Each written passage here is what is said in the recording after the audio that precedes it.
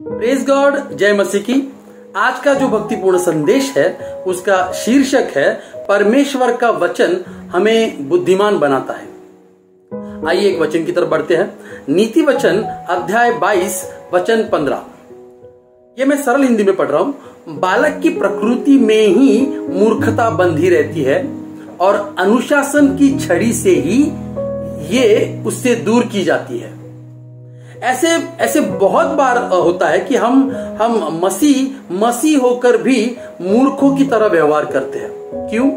क्योंकि हम परमेश्वर के वचन से अनुशासित नहीं होते हैं। जानते हैं परमेश्वर के वचन क्या है? परमेश्वर का वचन परमेश्वर की बुद्धि है।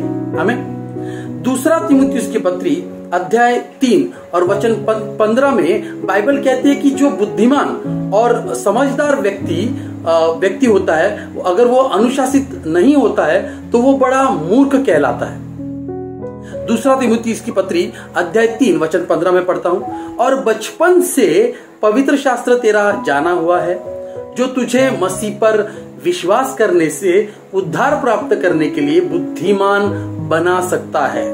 इस वचन में पौलुस तीमुथियुस को यह सिखाता है कि परमेश्वर के वचन में एक व्यक्ति को बुद्धिमान बनाने की क्षमता है, ताकत है। वैसे तीमुथियुस ने ये बचपन से सीखा है, मगर पौलुस उसे आगे भी यही करने की चेतावनी देते हैं कि वो परमेश्वर के वचन पर अबाध रूप से ध्यान दे, ताकि कोई उसे मूर्ख न बनाए।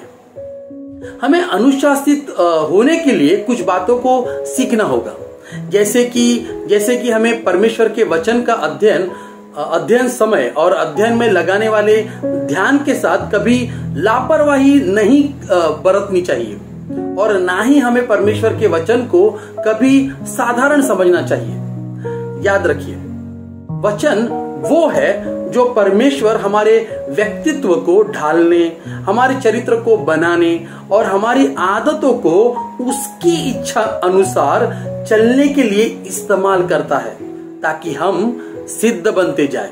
हमें तो अगर हमारा जीवन हमें संतुलित और उत्कृष्ट बनाना है, और अगर हमें हमारे जीवन को अनुग्रह और महिमा से पूर्ण बनाना है, तो हमें परमेश्वर का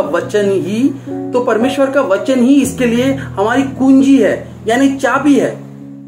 जानते हो, अय्यूब का अध्याय 23 और वचन 12 में वो अय्यूब क्या लिखता है? अय्यूब कहता है, उनके मुख से निकले आदेशों का मैं सदैव पालन करता हूं, उनके आदेशों को मैं अपने भोजन से अधिक अमूल्य मानता हूं। तो जैसे भोजन आपके शरीर की शारीरिक वृद्धि और विकास के लिए आवश्यक है, वैसे ही वचन को ग्रहण करना हमारी आत्मिक वृद्धि और विकास के लिए बहुत जरूरी है।